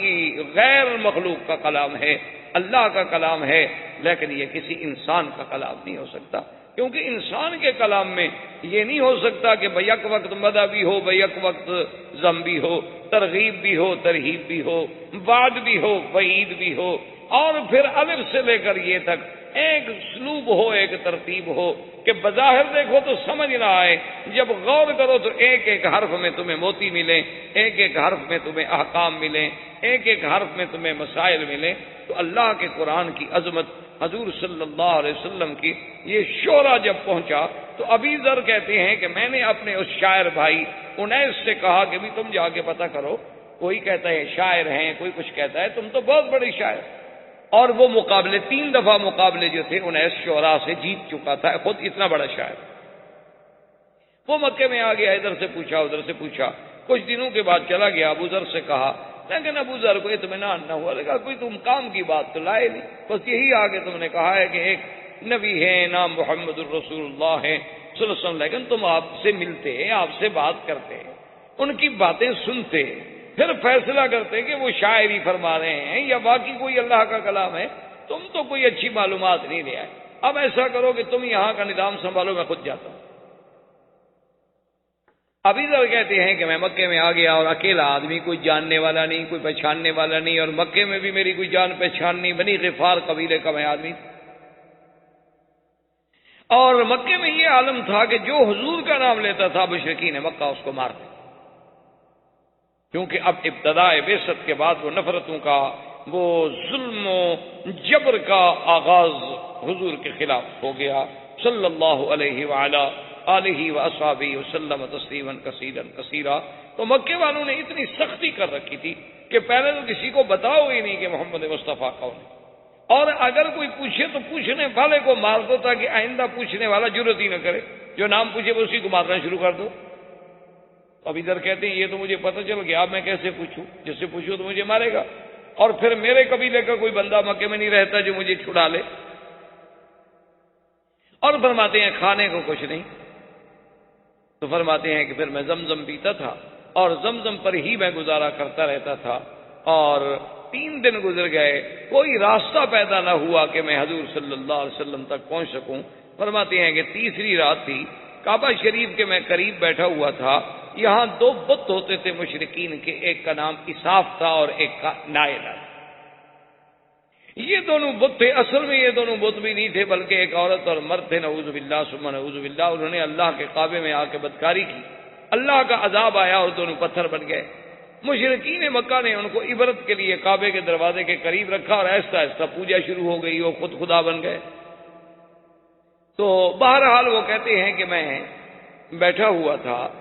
کہ 2 عورتیں آئیں، اور دونوں عورتوں نے آ کے اس اساف کو اور نائلہ کو وہ چاٹا چوما، جیسے ان کے طریقہ تھا عبادت کا، وہ شروع کی۔ اور میں اساف اور نائلہ کے قصے تو سن چکا تھا، کیونکہ میرا بھائی تو خود شاعر تھا، وہ ایسی باتیں تو کئی دفعہ شعروں میں لکھ چکا تھا۔ تو میں جب قریب آیا تو میں نے ان سے کہا کہ کون ہو تم؟ انہوں نے کہا تم کیوں پوچھتے ہو؟ میں نے کہا عجیب بات ہے، یہ اساف اور نائلہ ان کو خدا سمجھ کے پوجا کر رہی ہو، یہ تو خود زانی تھے، یہ تو اللہ نے ان پر قہر نازل کیا، انہوں نے بدکاری کی، انہوں نے زنا کیا اور اللہ نے پتھر بنا دیا، تم ان کو بھگوان سمجھ کے پوچھ رہی ہو، بڑی بے عقل عورتیں۔ تو انہوں نے جب میری بات سننے تو وہ چیختی ہوئی بھاگی۔ میں نے کہا توبہ توبہ توبہ توبہ توبہ، ایسا بھی کوئی آدمی ہمارے خداؤں کو برا کہے، ہمارے خداؤں کو برا کہے، ہمارے خداؤں کو برا کہے۔ تو ایسے چیختی ہوئی بھاگی، حرم سے دور بھاگتی گئیں اور چیختی گئیں اور یہی شور مچاتی گئیں، اور آگے آنے والے کون تھے؟ سیدنا محمد الرسول اللہ صلی اللہ علیہ وسلم اور حضرت ابی بکر رضی اللہ تعالی عنہ۔ حضور صلی اللہ علیہ وسلم نے حضرت صدیق سے فرمایا بھی عورتوں کو روکو، کیا بات ہے، کیوں چیخ رہی ہیں، کیوں رو رہی ہیں، کیا بات ہے، ان پر کوئی ظلم ہوا؟ تو حضرت صدیق نے روکا اور پوچھا، انہوں نے کہا جی اور کی بات ہے، اللہ کے کعبے میں آدمی کھڑا ہے اور ہمارے خداؤں کو گالیاں دیتا ہے۔ انہوں نے کہا کون سے خدا؟ انہوں نے کہا اسراف و نائلہ کو گالیاں دے رہا ہے۔ تو انہوں نے فرمایا اچھا تم جاؤ، اور آپ نے فرمایا ابو بکر چلو دیکھو تو صحیح، پھر وہ آدمی تو گویا ہمارے کام کا ہوا نا، کیونکہ وہ تو جب ان کو نہیں مانتا تو اس کا معنی یہ ہے کہ اس کے دماغ میں کوئی توحید کا خلل تو آیا ہوا ہے۔ تو فجاء ابی بکر فجاء رسول اللہ صلی اللہ علیہ وسلم، حضرت ابی ذر کہتے ہیں کہ آقا بھی اور حضرت صدیق بھی دونوں میرے پاس تشریف لائے، اور میں اسی جگہ کعبۃ اللہ کے قریب بیٹھا ہوا تھا۔ میں نے پوچھا تو آپ نے کہا کہ اچھا تم اسراف اور نائلہ کو برا کہہ رہے تھے؟ اس نے کہا کہ جی ہاں میں کہہ تو میں رہا تھا، آپ کون ہیں؟ فَرْيَا رسول اللہ حضور بڑے خوش فرمایا انا محمد الرسول اللہ، میں ہی وہ اللہ کا بھیجا ہوا رسول ہوں۔ تو اس نے کہا کہ حضور میں تو آپ سے باتیں کرنا چاہتا ہوں۔ آپ نے فرمایا اذا رآک کفار قریش نازوک، کہ تمہیں کفار قریش جو ہیں وہ بڑی تکلیفیں پہنچائیں گے، ایسا ہے کہ تم ابھی اپنے آپ کو تو ظاہر نہ کرو، کل فلاں وقت میں ہم آئیں گے حرم میں، اور جب ہم واپس جانے لگے تو تھوڑا دور رہ کر ہمارے پیچھے پیچھے چلے آنا، اور جس مکان میں ہم جائیں اس مکان میں آ جانا، اور پھر وہاں بیٹھ کے بات کریں۔ تو ابھی ذر کہتے ہیں کہ دوسرے دن حضور صلی اللہ علیہ وسلم اپنے وعدے کے مطابق تشریف لائے، اور وہاں عبادت کرنے کے بعد جب جانے لگے تو میں آپ کے پیچھے چلا، تو حضور دار ارقم میں تشریف لے گئے۔ دار ارقم جو ہے جہاں اب صفا مروہ ہے، بالکل اس کے قریب ایک گھر تھا، ایک مکان تھا جس کا نام دار ارقم تھا، اور اس کا بھی ایک بہت بڑا تاریخ میں ایک مقام ہے کہ حضرت عمر بھی وہاں اسلام لائے، ابھی ذر بھی وہاں اسلام لائے، سیدنا حمزہ بھی وہاں اسلام لائے، لیکن چونکہ حرم کی توسیع میں صفا مروہ کے بڑھانے میں ضرورت تھی، تو اب تو وہ حرم کا ایک حصہ بن گیا۔ تو بہر صورت حضور صلی اللہ علیہ وسلم دار ارقم میں گئے، ابی ذر آئے اور اس کے بعد بیٹھے، حضور صلی اللہ علیہ وسلم سے اللہ کا قرآن سنا، فاسلم ابی ذر فوراً مسلمان۔ حضور نے فرمایا کہ ابی ذر دیکھو تم کمزور آدمی ہو، اور تم جو ہے ابھی اس کو اپنے اسلام کو اخفاء میں رکھو۔ اس نے کہا حضور اب اخفاء میں تو میں بھی نہیں رکھتا، لیکن بہرحال یہ ہے کہ میں جا کر اپنے قبیلے میں محنت کروں۔ تو حضرت ابی ذر پھر تشریف لے گئے بنی غفار میں، تقریباً 15 سال دعوت اسلام دیتے رہے، اور اس وقت ابھی کوئی احکام تو نازل نہیں ہوئے تھے نا کہ نماز سکھائی جائے، روزہ سکھایا جائے، حج سکھایا جائے، تو احکام ابھی نازل ہی نہیں ہوئے۔ اس وقت تو صرف درس توحید دیا جاتا تھا، اور شرک سے بچانے کے سبق دیے جاتے تھے، اور نبوت اور رسالت کا مقام سمجھایا جاتا تھا، اور آخرت پر ایمان کے بارے میں مختصر سی باتیں بتا دی جاتی تھیں۔ اور اتنی باتیں تو الحمدللہ ایک آدمی اگر صدق قلب سے چاہے تو تھوڑے سے وقت میں سیکھ لیتا ہے۔ تو ابی ذر رضی اللہ تعالی عنہ اپنے قبیلے میں گئے، اور پھر دیکھیں کہ اسی ابی ذر کی محنت سے جب حضور مدینہ منورہ تشریف لے گئے تو انہوں نے اتنی بڑی محنت کی کہ اپنا قبیلہ بنی غفار جو تھا وہ تقریباً آدھے کا آدھا مسلمان ہو گیا، اور سب کو لے کر حضور کی خدمت میں پہنچے صلی اللہ علیہ وسلم رضی اللہ تعالی عنہ وارضاہ۔ تو اب یہ زمانہ تھا حضور صلی اللہ علیہ وسلم کی ابتدائی بعثت۔ اب حضور صلی اللہ علیہ وسلم کی اس بعثت کو کفار ہضم نہیں کر سکتے تھے، قریش سے برداشت نہیں ہوتا تھا، ہر قسم کی انہوں نے ایذائیں دینی شروع کی، یعنی اصحابہ کو ایذائیں دینی شروع کی کہ جو جس کے پاس غلام ہے وہ اپنے اس غلام پہ ظلم و تشدد کا بازار گرم کر، اتنی ایذائیں پہنچائیں کہ جس کا آدمی تصور نہیں کر سکتا۔ حتیٰ کہ اللہ تبارک و تعالی رحمت کرے، سب سے پہلے حضور صلی اللہ علیہ وسلم کے بعد جس نے کلمہ حق بلند کیا وہ سیدنا ابی بکر۔ سب سے پہلے انہوں نے آ کے اللہ کے حرم میں کھل کر اللہ کا قرآن پڑھا اور کافروں کو دعوت توحید دی، اور کافروں نے نعوذ باللہ اتنا مارا حالانکہ ابو بکر قریش، حتیٰ کہ تاریخ میں آتا ہے کہ سیدنا ابو بکر کا چہرہ خون میں بھر گیا، یعنی پتہ نہیں لگتا تھا کہ چہرہ کہاں، اتنا خون بہایا گیا۔ اور اس کے بعد حضرت عبداللہ ابن مسعود رضی اللہ تعالی عنہ نے حضرت ابو بکر کے بعد وہ والے صحابی ہیں جنہوں نے کعبۃ اللہ میں آ کر قریش کے سامنے کھڑے ہو کر قرآن پڑھا، اور ایک روایت میں ہے کہ سورۃ الرحمن پڑھی، اور کافروں نے مارنا شروع کیا، وہ مار رہے ہیں وہ پڑھ رہے ہیں، وہ مار رہے ہیں وہ پڑھ رہے ہیں، مار کھاتے رہے لیکن سورت پوری مکمل کر۔ اور بڑے کمزور آدمی تھے، خفیف آدمی تھے، آپ کی پنڈلیاں مبارک بڑی پتلی۔ تو ایک دن ایک صحابی ہنس پڑے تو حضور نے فرمایا کیا کہہ رہے ہو؟ اگر ایک پلڑے میں جبل احد رکھا جائے اور ایک پلڑے میں عبداللہ ابن مسعود کی پنڈلی رکھی جائے تو یہ بھاری ہو جائے گی، اتنا شان والا ہے میرا صحابی۔ تو عبداللہ ابن مسعود کو بھی دوسرے دن حضور نے فرمایا کہ عبداللہ ابن مسعود تم ایسی کوشش نہ کرو، تم کمزور آدمی ہو، قریش تمہیں ماریں گے، کل بھی تمہیں اتنا مارا۔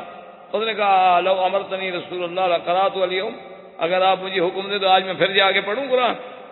ماریں گے تو ماریں گے، پھر کیا ہوگا؟ اب حضور صلی اللہ علیہ وسلم کے خلاف قریش نے محاذ بنایا اور ابی طالب کے پاس آئے، اور ابی طالب سے آگے کہنے لگے کہ بھئی اب ہم تنگ آ چکے ہیں، دو باتیں چن لو، یا تو حضور صلی اللہ علیہ وسلم سے علیحدہ ہو، پھر ہم خود نمٹ لیں گے، یا پھر حضور صلی اللہ علیہ وسلم کو دعوت توحید سے روک دو۔ وہ آپ کا مشہور تاریخ میں آج تک جو جملہ ہے کہ جب ابی طالب نے حضور سے قریش مکہ کے سرداروں کا مطالبہ رکھا تو آپ نے فرمایا واللہ یا عمّی، میرے چچا خدا کی قسم ہے، لو وضعوا الشمس فی یمینی والقمر فی یساری، اگر یہ سورج لا کے میرے داہنے ہاتھ پہ رکھ دیں اور چاند کو میرے بائیں ہاتھ پہ رکھ دیں، میں ان کو تو ٹھوکر مار سکتا ہوں لیکن اللہ کی توحید کو میں نہیں چھوڑ سکتا۔ ابی طالب نے بھی کہا کہ اچھا بھائی میں کیا کروں۔ دوسرے دفعہ ابی طالب کے پاس وفد لے کے آئے اور ایک دفعہ بڑی عجیب بات کی کہ انہوں نے کہا کہ ایسا کرتے ہیں کہ حضور کا مقابلہ کرنے کے لیے بھئی ہم خود کیوں نہ ایک آدمی پیدا کریں۔ تو انہوں نے نضر بن الحارث کو پیدا کیا۔ نضر بن الحارث جو ہے یہ بڑا شاعر تھا، بڑا ادیب تھا اور بڑا لفاظ تھا اور بڑا قصہ گو آدمی تھا۔ ان نے اس کی ڈپٹی یہ لگا دی کہ تم کوئی کام نہ کرو، ہم تمہارے گھر کا سارا خرچ برداشت کر لیں گے، جہاں حضور بیٹھ کے قرآن پڑھیں تم ساتھ قریب بیٹھ کے اپنے قصے کہانیاں شروع کر دو، تاکہ حضور کے پاس لوگ نہیں جائیں گے، تقسیم ہوتے چلے جائیں گے۔ وہ 1 دن 2 دن 3 دن 4 دن کے بعد جھوٹ کا قصہ تو ختم ہو گیا، کتنے جھوٹے قصے سنائے اور قرآن کا مقابلہ کیسے کرے۔ تو جب ان کی یہ چال بھی ناکام ہو گئی، نضر بن الحارث بھی ناکام ہو گیا، اب انہوں نے ایک اور چال چلی۔ وہ چال یہ تھی کہ ایک لڑکا تھا عمار، بعض نے اس کا نام عامر لکھا ہے، بعض نے عمار لکھا ہے، بڑا ہی خوبصورت لڑکا اور اتنا سمجھدار، اتنا ذہین، اتنا ذکی کہ کوئی آدمی اس کو دیکھتا تو بس وہ پاگلوں کی طرح دیکھتا ہی رہ جاتا۔ وہ اس بچے کو لے کے ابی طالب کے پاس آئے اور کہنے لگے کہ ابی طالب ایسا کرو کہ اس بچے کو تم لے لو اور اس کے بدلے میں ہمیں محمد مصطفیٰ دے دو۔ ہم نے تمہیں حضور کے بدلے میں ایک بچہ دے دیا اور ہم نہیں برداشت کر سکتے اپنے خداؤں کی برائی کہ ہر وقت اللہ کے نبی ہمارے اسلاف کو اور ہمارے آباؤں کو کہتے ہیں وہ پاگل تھے، وہ مشرک تھے، وہ جہنمی تھے، یہ ہم نہیں برداشت۔ تو ابی طالب نے کہا عجیب لوگ ہو بھائی، تم اپنی طرف سے بڑی سوچ کے آئے ہو، لیکن ہے بڑے عجیب لوگ کہ میں اپنے حقیقی چچے کے بھائی کے بیٹے کو تو تمہارے سپرد کر دوں اور لوگوں کے بچوں کو پالتا رہوں۔ یعنی تم نے ابی طالب کو اتنا کم عقل سمجھا ہے کہ میں غیروں کے بیٹے کو لے کر اس کی تو حفاظت کروں اور اپنا بھائی کا بیٹا جو ہے وہ تمہارے سپرد کر دوں کہ تم اس پہ ظلم کرو۔ میں محمد پاک کو نہیں چھوڑ سکتا۔ دیکھیں کہ بعض اوقات اپنے قبیلے کی غیرت بھی بڑی عجیب ہوتی ہے نا جی۔ تو حضور پاک نے ابی طالب سے اور ان کے بیٹوں سے اور وہاں جو موجود تھے قبیلہ بنی ہاشم بنی عبد المطلب کے لوگوں سے کہا کہ دیکھو سنو، میری وجہ سے تم کیوں مصیبت میں مبتلا ہوتے ہو؟ تم علیحدہ ہو جاؤ، میں نے تو اللہ کا فرض پورا کرنا ہی کرنا، میں نے تو خدا کو اللہ کی توحید بیان کرنی ہے اور خدا کے حکم کو پورا کرنا ہے۔ لیکن دیکھیں انہوں نے کہا کہ محمد سنو، ہم تمہارے دین پہ تو نہیں ہیں، لیکن خدا کی قسم ہے تم جاؤ اللہ کے دین کی دعوت دو، جو تمہارا مقابلہ کرے گا ہم تمہارا ساتھ دیں، ہم تمہارا دین نہیں قبول کرتے، لیکن ہم تمہاری اہانت اور تمہاری تکلیف نہیں برداشت کرتے۔ تو اسی طرح آتا ہے کہ حضور صلی اللہ علیہ وسلم اللہ کے کعبے میں عبادت کر رہے تھے کہ ابو جہل لعنت اللہ علیہ، جو سب سے بڑا دشمن اسلام، دشمن رسول صلی اللہ علیہ وسلم، بلکہ حضور نے فرمایا کہ فرعون هذه الامہ، میری امت کا اگر کوئی فرعون ہے تو ابو جہل۔ اور ایک روایات میں یہ بھی آتا ہے حضور نے فرمایا کہ فرعونی اشد من فرعون موسیٰ، کہ میرا فرعون جو ہے وہ موسیٰ علیہ السلام کے فرعون سے بھی بڑا سخت، کہ موسیٰ علیہ السلام کے زمانے میں جو فرعون تھا اس کو تو ایک غوطہ لگا پانی میں اور کہنے لگا آمنت برب موسیٰ و ہارون، اور یہ بدبخت مرتے وقت بھی کلمہ بھی نہیں پڑا اور ایمان نہیں لے آیا۔ تو یہ فرعون جو ہے اشد من فرعون ہے۔ تو حضور صلی اللہ علیہ وسلم کے قریب آیا اور کہنے لگا کہ یا محمد صلی اللہ علیہ وسلم، کہنے لگا کہ دیکھو تم جانتے ہو کہ اس وقت میں سردار مکہ ہوں، تم جانتے ہو کہ اس وقت میرا قبیلہ جو ہے بنی مخزوم، وہ کتنا بڑا قبیلہ ہے، بنو مخزوم قبیلے کا تھا، قریش تھا، قریبی تھا، اور میں تمہیں کہتا ہوں کہ آئندہ نہ تو تم اللہ کے کعبے میں یہاں آ کر عبادت کرنا ظاہراً کھلے ہو کر، اور نہ ہی یہاں کھڑے ہو کے کسی کو توحید کا سبق پڑھانا، ورنہ نعوذ باللہ کچھ ہو جائے، سارے قریش والے میرے خلاف کھڑے ہو جائیں، لیکن یہ ہے کہ میں آپ کو پھر زندہ نہیں چھوڑوں۔ اور اس کے بعد آتا ہے ابو جہل اور بنو مخزوم اپنے قبیلے کو اکٹھا کرتا ہے اور کہتا ہے کہ دیکھو بات سنو، اب میں اس مقام پہ آ گیا ہوں کہ مجھے حضور صلی اللہ علیہ وسلم کی باتیں برداشت نہیں، میں نے فیصلہ کر لیا ہے، تم میری قوم ہو، اگر کل کو میرا ساتھ دو گے تو تمہاری مرضی، اگر میرا ساتھ نہ بھی دو تو تمہاری مرضی، لیکن میں اب حضور صلی اللہ علیہ وسلم پر حملہ کروں گا اور آپ کو زندہ نہیں چھوڑوں۔ تو قبائل میں تو قبائلیت کی بات ہوتی ہے نا، ان میں تو عصبیت جاہلیہ ہوتی ہے، وہ یہ تو نہیں دیکھتے کہ حق کی بات کیا ہو، کہتے ہیں ہمارے قبیلے کی بات ہے، وہ ٹھیک ہے جی ہم تو تمہارے ساتھ ہیں نا، وہ بھائی ہماری قوم کا مسئلہ ہے، برادری کا مسئلہ ہے۔ تو انہوں نے کہا کہ ٹھیک ہے ابو جہل ہم بھی تمہارا ساتھ دیں گے۔ تو ایک روایت میں ہے کہ ایک دن وہ آیا اور اس نے دیکھا کہ حضور صلی اللہ علیہ وسلم اللہ کے کعبے میں نماز پڑھ رہے ہیں، اور پھر میرے آقا کی تو نماز مبارک کی ایسی ہوتی تھی کہ جب آپ سجدہ مبارک کرتے تو وہ سجدہ اتنا طویل ہوتا تھا کہ لوگ حیران ہو جاتے تھے کہ وہ تو 4 نمازیں پڑھنے والا حضور کا ایک سجدہ بھی مشکل سے ادا ہوتا تھا۔ تو حضور جب سجدے میں گئے تو ظالم نے ایک بہت بڑا پتھر اٹھایا، اور اتنا بڑا پتھر تھا کہ اگر وہ واقعی کسی پہ گرا دیا جائے نعوذ باللہ تو اس کا سر مبارک جو ہے ختم ہو جائے۔ تو وہ پتھر لے کے آیا اور قبائل والے دیکھ رہے ہیں کہ چلو جی آج ابو جہل اپنا انتقام لینے کے لیے، اور پھر کھلا سفید بالکل ظاہر باہر، کوئی چھپا نہیں۔ تو جب حضور کے قریب گیا تو الٹے پاؤں بھاگا اور وہ پتھر بھی گر گیا، اور وہ یعنی اتفاق ہے کہ بچ گیا، ورنہ اسی پتھر سے خود مر جاتا، اتنا بڑا پتھر اس نے اٹھایا ہوا تھا۔ اور پاؤں پیچھے، لرزہ بدن پہ آیا تو بنو مخزوم اور لوگ اکٹھے ہو گئے۔ انہوں نے کہا کیا ہو گیا؟ کہنے لگا تم لوگوں نے کچھ نہیں دیکھا؟ انہوں نے کہا نہیں ہم نے تو کچھ نہیں دیکھا۔ کہنے لگا واللہ بینی و بینہ فحل، میرے اور آپ کے درمیان میں فحل کہتے ہیں یعنی بیل جو نر ہو، گائے بیل جو آپ کہتے ہیں، لیکن ایسا نر جو بہت بڑا طاقتور اس کو کہا جاتا ہے فحل۔ کہتے تم نے نہیں دیکھا؟ وہ تو ایک اژدہا کی طرح ایک فحل تھا، ایک بہت بڑا نر بیل تھا جس نے اپنے انیاب نکالے ہوئے تھے اور مجھ پہ حملہ آور ہوا، اگر میں ادھر بھاگ نہ جاتا تو مجھے کھا جاتا، مار دیتا اور پاؤں تلے راؤنڈ ڈالتا۔ تو اللہ تبارک و تعالی نے حضور صلی اللہ علیہ وسلم کو اس کے اس قاتلانہ حملے سے یوں حفاظت فرمائی، لیکن کچھ عرصے کے بعد ابو جہل پھر بھی بھاگنا، اس نے آ کر پھر حضور صلی اللہ علیہ وسلم کو للکارا اور کہا کہ یا محمد صلی اللہ علیہ وسلم اما منعتک، میں نے تمہیں منع نہیں کر دیا تھا کہ تم مسجد میں آ کر، اللہ کے کعبے میں آ کر لوگوں کے سامنے کھلے عبادت نہ کیا کرو، لیکن تم نے میری بات نہیں سنی، میں نے تمہیں منع کر دیا تھا، اور آج میں پھر تمہیں آخری بات کہہ رہا ہوں کہ اگر واللہ لرأیتک، نعوذ باللہ اس نے بڑا سخت کلمہ کہا کہ اگر میں آپ کو سجدے کی حالت میں نے اب دیکھ لیا نہ تو میں آپ کو کچل دوں گا۔ حضور صلی اللہ علیہ وسلم خاموش، حضور صلی اللہ علیہ وسلم خاموش رہے، اور ابو جہل یہ کہہ کے چلا گیا۔ وما لبث قلیلا، ابھی ایک دن ہی گزرا تھا، دوسرے دن حضور صلی اللہ علیہ وسلم پھر اسی جگہ تشریف لائے اور آ کے عبادت شروع۔ اب جب عبادت شروع کی ابو جہل کو پتہ چلا کہ حضور تو پھر عبادت کر رہے، کہا میری تو بالکل سبکی ہو گئی کہ میں نے تو کھلا چیلنج کیا تھا،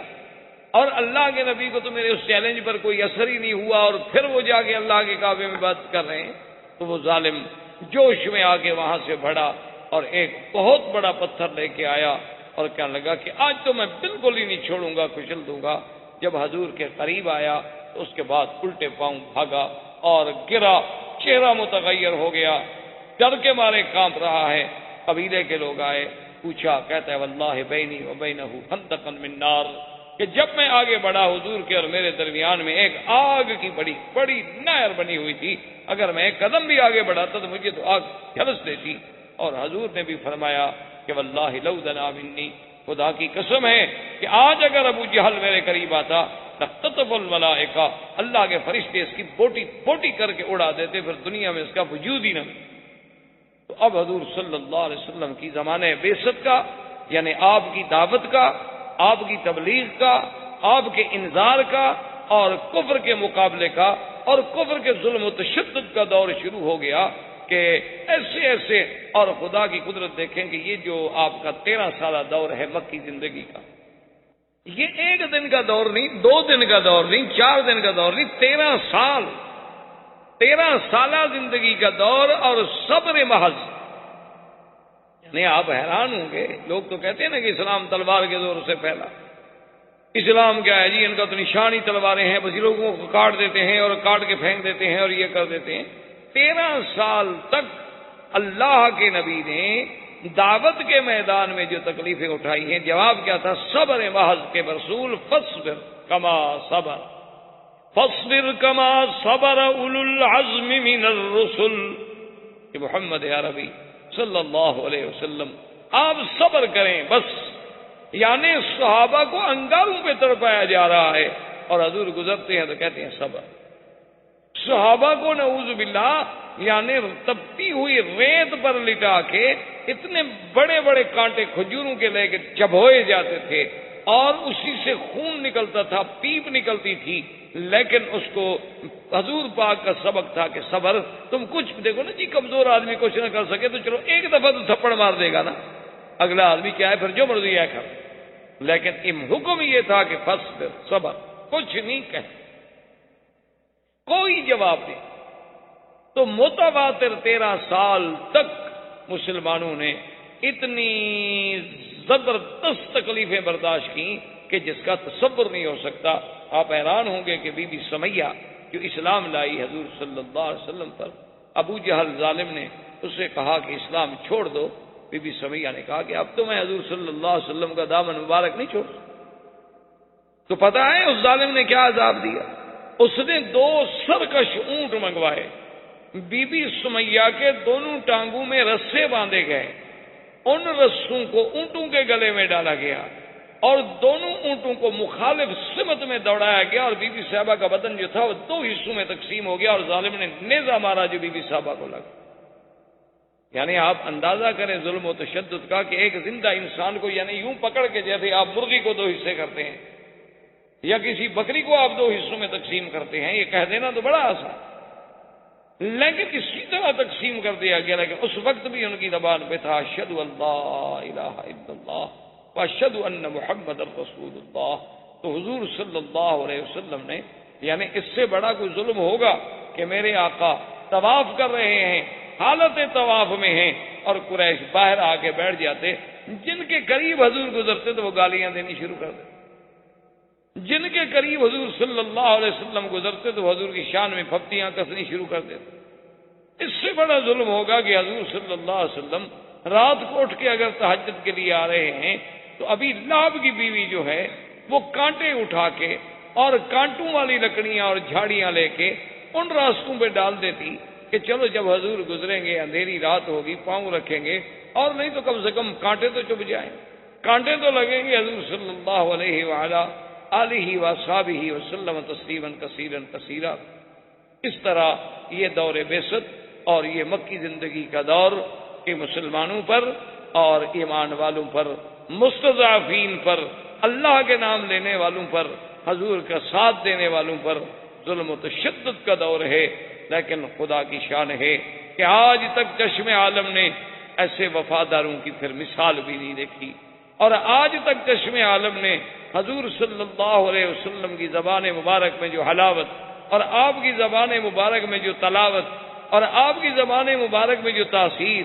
اور آپ کی قرات قرآن میں جو اثر آفرینی، حضور صلی اللہ علیہ وسلم کی یعنی آپ کی وجاہت مبارک اور آپ کے چہرے مبارک میں جو کشش اور آپ کے جمال میں، آپ کے کمالات میں جو جلا تھی، وہ بھی دنیا میں آج تک کوئی اس کی مثال پیش نہیں کر سکتا۔ اللہ ہمیں حضور کی سیرت پر چلنے کی توفیق عطا فرمائیں اور آپ کی محبت نصیب فرمائیں۔ والسلام علیکم۔ احباب کرام، اس کے بعد اب آپ اس مبارک سلسلے کی CD نمبر 7 سماعت فرمائیں۔